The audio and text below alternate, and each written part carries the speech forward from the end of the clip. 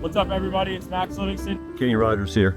Chase Smith. This is Fisher. Jeff Renault. Philip King. Tom Merstarf. Greg Pierce here. Sullivan Murphy. It's Todd Boland. This is Tony. This is Tim Shafter. Jeffrey Truitt. Jack Delbert, Steven Eisner, and Brian Segura. This is Nate Elliott. Getting ready to fly out, see some of our valued customers on the West Coast. Checking in from upstate New York. In the wild and wonderful West Virginia. Pipeline Company, Birmingham, Alabama. Down in South Louisiana.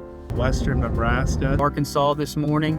Running around Tulsa this week. Down here in Houston. Singapore, visiting some of our international customers. West Texas. Beautiful South Carolina. South Chicago. In the Netherlands. Today I'm doing a gangway inspection. Upgrading their loading racks. New crossovers for erect-to-step. Some new fall protection needs. New erect-to-step applications. You can look at a mobile access platform. Looking at conveyor belt access. G10 powered systems. Here at SafeRack, we understand what matters most. We know how important it is to get you home safe so you can be there for the ones you love the most.